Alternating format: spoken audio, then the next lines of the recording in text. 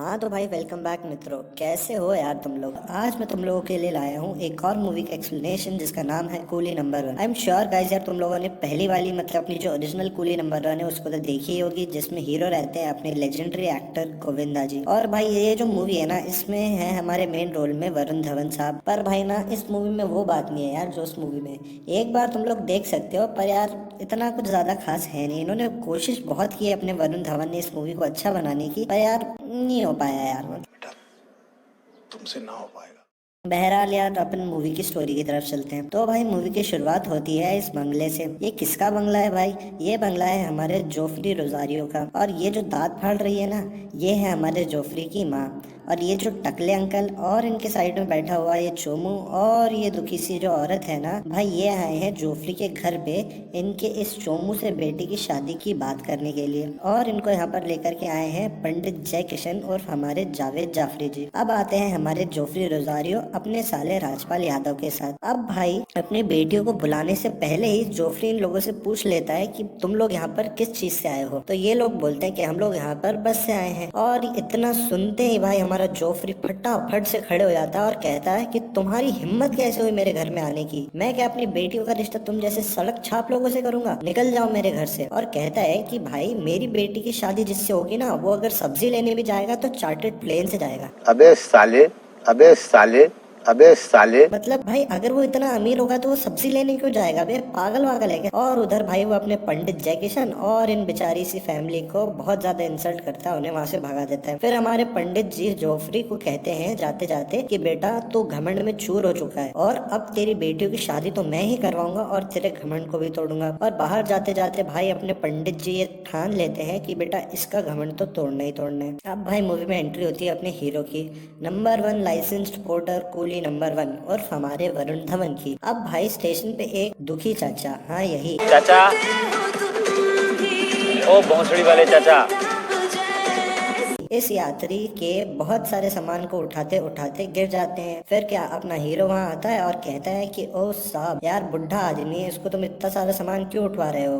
पता चला इस सामान को उठाते उठाते यही बेचारा इस दुनिया से उठ गया। फिर भाई वो यात्री अकड़ में अपने हीरो को कहता है कि अबे तेरे को ज्यादा तरस आ रहा है तो तू ही उठा लेना सामान। फिर भाई अपना हीरो उसको ये डायलॉग मारता है, I am highly trained to train those who think that they are trained, whether they are in front of the train or behind the train, because I fight off the train, by the train, for the train. मतलब वाह वाह वाह क्या dialogue मारा है बे। मतलब साला इस डायलॉग को सुनने के बाद ना दिमाग इतना ज्यादा खराब हो जाता है कि लड़ाई होनी तो बनती है। फिर क्या अपना हीरो ये मुक्का मारता है इस यात्री को और इसके साथ वाले जितने भी अंडर पंटर रहते हैं ना भाई, उनको भी बेमतलब में ही धो देता है। फिर क्या भाई अपना ये जो यात्री रहता है ना, ये अपने दो बैग लेकर के वहां से भागने लगता है। पर अपना हीरो ना एक बैग पीछे से फेंक के मारता है इसके सर पे और अपना यात्री वहां पे गिर जाता है। और भाई इतना ही नहीं, इसके पास जो बैग रहता है ना, उस बैग में रखा हुआ ड्रग्स भी वहां पे गिर जाता है। और फिर भाई एंट्री होती है हमारे इंस्पेक्टर साहब, हमारे लेजेंडरी एक्टर जॉनी लीवर साहब की। ये भाई ड्रग्स जब्त कर लेते हैं और हमारे इन यात्रीगण को जेल में बंद कर देते हैं। फिर हमारे यात्री जी अपने हीरो को धमकी देते हुए कहते हैं कि साले जिस दिन मैं इस जेल से बाहर आया ना, उस दिन तू नहीं बचेगा। पर अपना हीरो ना उसको ये डायलॉग मारता है,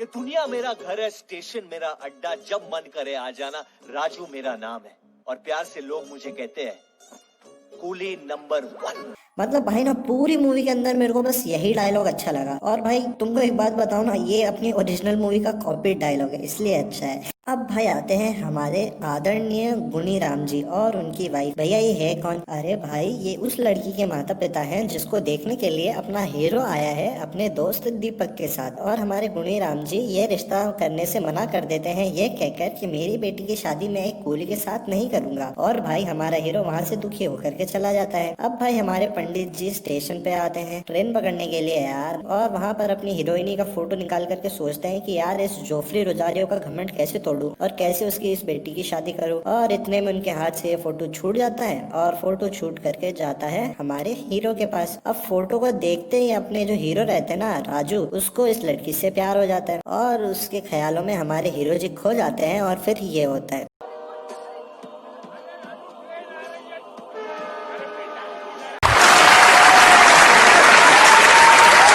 मतलब सालो ये तो हद ही हो गई बे, कितना चूतिया बना रहे हो यार तुम लोग तो साले टिकटॉक से भी आगे निकल गए बे, थोड़ी तो शर्म करो यार डेविड साहब, यार आप इतने बड़े डायरेक्टर हो यार, ये क्या कर रहे हो। और वो फोटो फिर से उड़ करके भाई हमारे पंडित जी के हाथ में पहुंच जाता है। फिर हीरो वहां आकर कहता है कि अबे पंडित जी ये फोटो मेरा है, और पंडित जी उसको समझाते हैं कि बेटा ये बहुत बड़े आदमी की बेटी है और इसका नाम है सारा, और ये फोटो एक्चुअल में मेरा है और मुझे इस लड़की की शादी करानी है। फिर अपना हीरो फटाफट से उसके पैर पकड़ लेता है और कहता है कि पंडित जी यार मेरी इस लड़की से शादी करा दो। फिर अपने पंडित जी के दिमाग में एक आइडिया आता है और वो कहते हैं कि ठीक है बेटा मैं ना तेरी इस लड़की से शादी करा दूंगा, पर जो मैं बोलूंगा ना तुझे वो करना पड़ेगा। और अपना हीरो बोलता है अरे आप गुरुजी जो बोलोगे मैं वो करने के लिए तैयार हूँ। फिर क्या अपने पंडित जी और अपना राजू पहुंच जाते हैं दीपक के पास। अपना जो दीपक रहता है ना वो एक शोरूम में कार मैकेनिक रहता है जहाँ पर कई सारी बड़ी बड़ी कारें रहती है। तो भाई अपना जो राजू रहता है वो दीपक को कहता है कि भाई देख दीपक मेरे को ना एक कार चाहिए, तो तू फटाफट से एक कार का इंतजाम कर दे अच्छी वाली।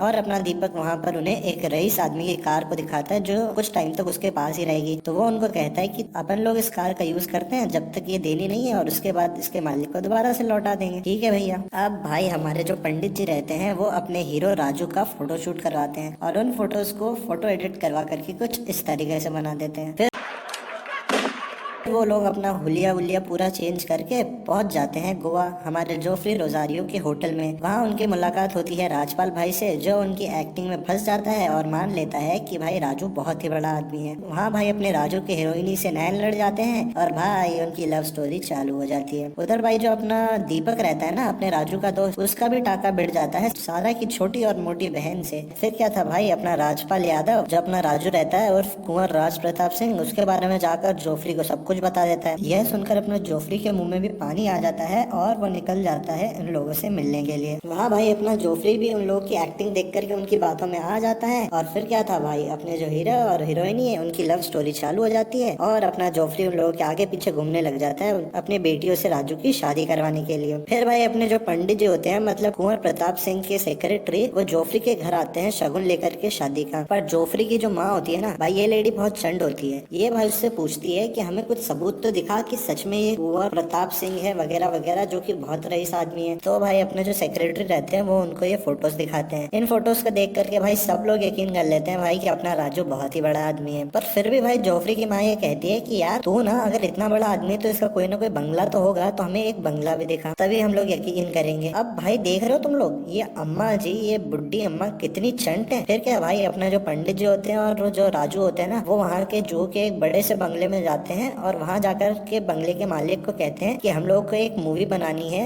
आपके बंगले में, तो हमें ये जो बंगला है ना ये हमारे डायरेक्टर साहब को दिखाना है, तो क्या हम दिखा सकते हैं। तो बंगले का मालिक मान जाते हैं कि बोला ठीक है दिखा लो। फिर भाई वो लोग अपने जोफ्री को इस बंगले में बुला लेते हैं। अब भाई बंगला देखते से ही जोफ्री की आंखें फटी की फटी रह जाती हैं और उसका सर चकराने लग जाता है। अंदर जाकर के वो भाई अपने राजू और सेक्रेटरी से मिलता है और फटाफट से रिश्ते के लिए हाँ कर देता है। और फिर क्या भाई शादी की शहनाइयां बज जाती है। अपना जो हीरो रहता है और हीरोइनी रहता है उन दोनों की शादी हो जाती है। अभी मजा आएगा ना भिड़ो, बेली से नागिन निकाली। अब भाई सुहाग रात के टाइम पे ना अपनी जो सारा रहती है बस वो पूरे टाइम यही बोलते रहती है कि कल ही बंगले में जाएंगे, कल ही बंगले में जाएंगे, कल ही बंगले में जाएंगे, कल ही बंगले में जाएंगे। और ये सुन करके भाई अपने राजू की फट के हाथ में आ जाती है, फट के हाथ में आ जाती है, फट के हाथ में आ जाती है, क्योंकि भाई ये बंगला तो उसका है ही नहीं, है ही नहीं, है ही नहीं। फिर भाई सुबह होती है और दुल्हन की विदाई का समय हो जाता है, जहाँ साले सबके सब ना नकली आंसू बहाने लग जाते हैं, मतलब नकली आंसू बहाने लग जाते हैं। और वहाँ पे एक ही आदमी होता है जो असली में आंसू बहा रहा होता है, वो होता है अपना राजू उर्फ वरुण धवन भाई, क्योंकि भाई जिस बंगले में वो जाने वाले हैं वो बंगला तो उसका है ही नहीं। अब भाई अपना राजू बोलता है कि यार तुम लोग सारे के सारे इतना रो रहे हो, इतने दुख में हो, तो मैं कैसे ले जा सकता हूँ सारा को अपने साथ, मैं भी यहीं पे रहूंगा। और भाई ये सुनते ही ना सब के सब हंसने लग जाते हैं और कहते हैं अरे नहीं नहीं नहीं नहीं, हम लोग तो नकली आंसू बहा रहे हैं बे, ये तो नकली है। और साला ये जो राजपाल यादव रहता है ना भाई ये तो पहले से ही उनकी कार में बैठ जाते हैं उनके साथ जाने के लिए। अब भाई ये लोग सारे पहुंचते हैं बंगले में। बंगले के अंदर जाते ही भाई अपने जो राजू होता है ना वो पंडित जी के साथ देखता है कि उस बंगले का जो मालिक है ना वो अपने बेटे के साथ लड़ रहा है है और कह रहा है कि तू ड्रग्स का धंधा वंदा मत क्या कर और मैं तुझे अपनी प्रॉपर्टी से एक फूटी पाई भी नहीं देने वाला। और ये सुनकर के भाई अपना राजू पंडित जी को बताता है कि यार पंडित जी, ये तो वही लौंडा है यार जिसको मैंने स्टेशन पे ठोका था और ये तो ड्रग्स के चक्कर में पकड़ा गया था। तो फिर भाई अपने पंडित जी उसको एक प्लान बताते हैं कि आइडिया बेटा, तो एक काम करके जैसे असलियत में इसको इसके बाप ने इसके इस बंगले से निकाल दिया है, तो बाहर जाकर के सारा को बोल कि मेरे बाप ने मुझे इस बंगले से निकाल दिया है क्योंकि मैंने बिना उनकी इजाजत के तुझसे शादी कर ली। और फिर भाई अपना राजू और पंडित जी बाहर जाकर के यही एक्टिंग करते हैं और कहते हैं कि अब मैं अपने बाप के ऊपर केस ठोकूंगा और ये बंगला उनसे लेके रहूंगा। फिर भाई सारा उनसे कहती है कि अब क्या करें। तो भाई फिर अपने जो पंडित जी होते हैं वो उन्हें एक छोटे से घर में ले जाते हैं। अब उस छोटे से घर में जाकर के भाई अपनी सारा अपने राजू को कहती है कि यार तुम टेंशन मत लो, थोड़ी से ही तो दिनों की बात है, मैं एडजस्ट कर लूंगी यार, कोई बात नहीं। उधर भाई अपना दीपक भी राजपाल भाई से पीछे छुड़ाने के लिए उनको एक रेस्टोरेंट में लेकर के जाता है और उन्हें वहाँ बेल के खाना खिलाता है। और बिल देने की जैसे ही बारी आती है ना तो दीपक वहाँ से निकल लेता है। अब भाई रेस्टोरेंट का जो ओनर रहता है ना वो राजपाल भाई के पास आता है और कहता है कि भाई बिल तो दे, पर राजपाल के पास तो पैसे होते नहीं है। तो भाई वो जो ओनर रहता है ना रेस्टोरेंट का, वो उठा करके ले जाता है अपने राजपाल भाई को वहाँ पर बर्तन मंजवाने के लिए और काम करवाने के लिए। तब भाई अगले दिन ना ये छोटा सा बच्चा रहता है और इसका एक खिलौना रहता है कैप्टन अमेरिका का, ये गिर जाता है ट्रेन की पटरी पे और ये बच्चा जो होता है ना वो ट्रेन की पटरी पर उसको उठाने के लिए चला जाता है और वहीं बैठ जाता है। अब ऊपर से जो भाई अपना राजू रहता है ना वो देख लेता है उसको और भाई फिर अपना राजू उसको बचाने के लिए फटाफट से वहां से कूद जाता है ट्रेन के ऊपर। और भाई उसके बाद ये सीन होता है।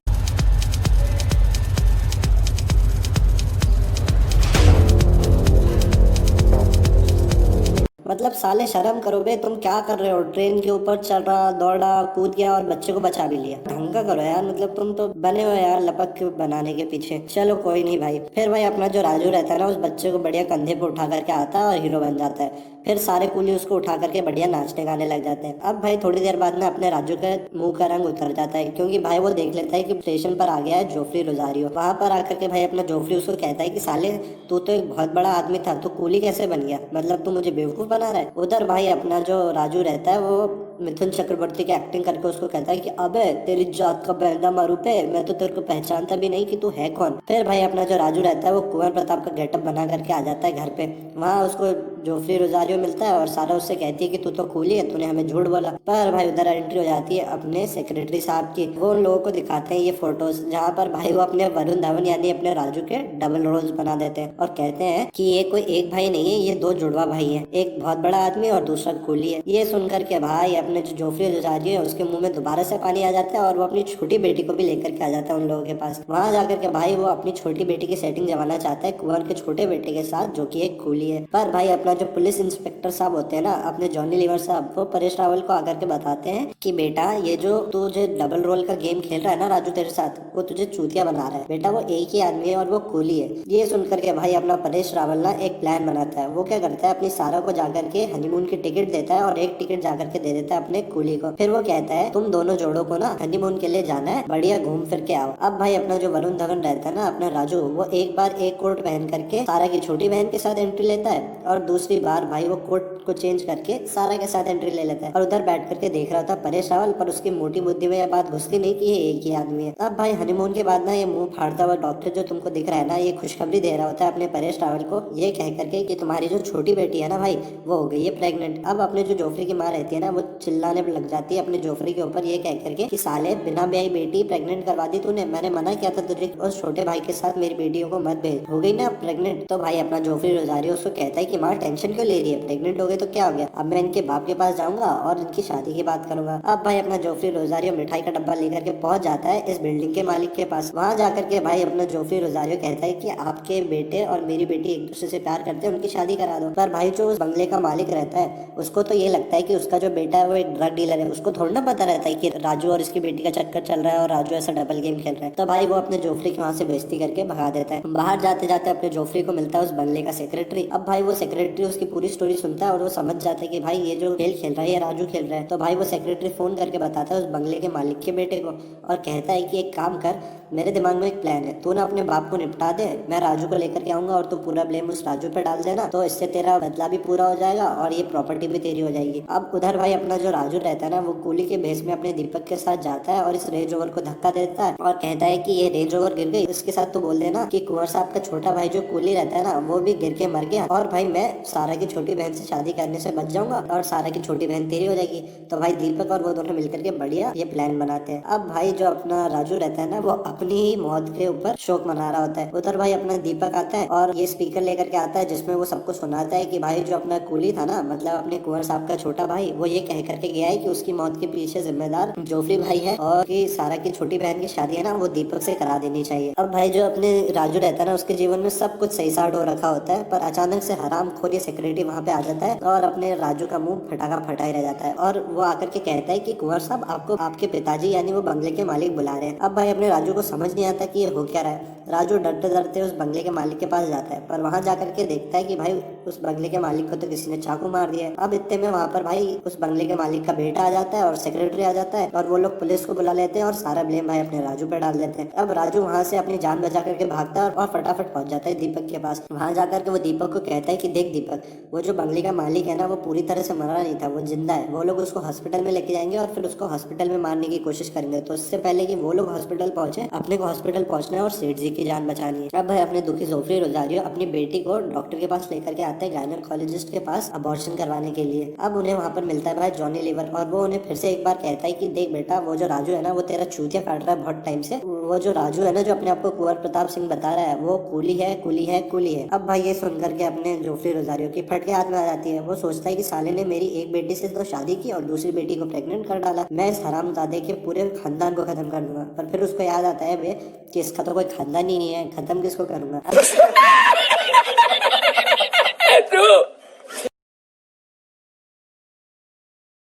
अब उधर भाई जो अपना राजू रहता है और दीपक रहता है, वो बढ़िया से नर्स के बेस में पहुंच जाते हैं उस हॉस्पिटल में जहाँ पे सेठ जी को रखा हुआ है। उधर भाई उनको मिलते हैं अपने जॉनी लीवर साहब। उधर वो बढ़िया एक्टिंग करते हैं और अपने जॉनी लीवर को टोपी पहना के निकल जाते हैं। उधर भाई उनको मिलती है अपनी सारा, उसकी छोटी बहन और अपने जोफरी रोजारियो। वहाँ जाकर के वो कहते हैं कि हम लोग गायनेकोलॉजिस्ट है और वो सारा की छोटी बहन को अंदर लेकर के जाते हैं और उसे सब कुछ सच सच बता देते हैं। पर पीछे से भाई सारा उन लोगों की ये बात सुन लेती है। अब सारा अपने राजू को कहती है कि मैं तुम्हें इस झूठ के लिए कभी माफ नहीं करूंगी। उधर भाई अपने जो सेठ जी रहते हैं ना, उनका बेटा वहाँ पर आ जाता है उनको मारने के लिए, पर इतने में वहाँ पे राजू आ जाता है और उनको वहाँ से बचा लेता है। फिर भाई अपना जो दीपक रहता है ना, वो अपने सेठ जी की बॉडी को लेकर के वहाँ से भाग रहा होता है। फिर भाई अपने राजू और सेठ जी के बेटे और दीपक और सेक्रेटरी के बीच में लड़ाई चालू हो जाती है। अब इतने में भाई अपना जोफरी रोजारियो वहाँ आकर के सेठ जी की बॉडी को देखता है और अपने आप को सेठ जी की बॉडी के साथ रिप्लेस कर लेता है। और फिर क्या भाई, जो अपने सेठ जी का बेटा रहता है ना, वो जोफरी को अपने बाप की बॉडी समझ के वहाँ से ले जाने लगता है। पर सारा भाई वहाँ से एक फायर एक्सटिंग्विशर उठाती है और ये मारती है उस लौंडे के सर पे और भाई वो बंदा उधर ही गिर जाता है। और अपने जो जोफरी रोजारियो वो खिड़की से लटक जाते हैं। अपने वरुण धवन यानी अपने राजू को कहती है कि यार जो तूने किया वो ठीक है, पर मैं तुझसे सच्चा प्यार करती हूँ, अब मैं तेरे साथ ही रहूंगी। अब भाई अपना जोफरी रोजारियो उधर लटक जाता है तो फिर अपना वरुण धवन यानी अपना राजू उसको बचाने के लिए आता है और बचाने से पहले ये कहता है कि देख जोफरी, तू घमंडी आदमी है और मैं हूँ बहुत सीधा सरल सा कूली आदमी। तू बता, तू अपनी बेटी की शादी मुझसे करेगा या नहीं? अगर करेगा तो ही मैं तुझको बचाऊंगा और नहीं करेगा तो भाई तू मत। फिर भाई जोफरी उधर अपना बढ़िया हाँ कह देता है और अपना जो राजू रहता है वो उसे बचा लेता है। अब उधर भाई अपनी सेठ जी की भी जान बच जाती है और वो अपना पूरा का पूरा बंगला भाई राजू को गिफ्ट कर देते हैं। और जोफरी उन्हें कहता है कि इस साले ने मेरी एक बेटी को प्रेग्नेंट किया और एक से शादी की है, ये तो डबल गेम खेलता है। पर फिर भाई अपना दीपक मूवी में आता है और वो कहता है कि नहीं जोफरी जी, आपकी जो छोटी बेटी है ना, वो मुझसे प्यार करती है और ये जो किया धरा है वो मेरा है। ये सब सुन के भाई अपने जोफरी के तो तोते तोते उड़ जाते हैं कि यार एक बेटी की शादी हो गई कूली के साथ और एक बेटी की शादी हो रही है ड्राइवर के साथ। मैंने क्या सोचा था कि मेरी बेटियों की शादी होगी एक बहुत बड़े रईस के साथ। फिर भाई एंट्री होती है अपने पंडित जी की, जो उसको कहता है कि बेटा जोफरी, देखा मैंने कहा था ना तेरा घमंड तोड़ूंगा और देख मैंने ही तेरा घमंड तोड़ा। और भाई मूवी की हो जाती है हैप्पी एंडिंग।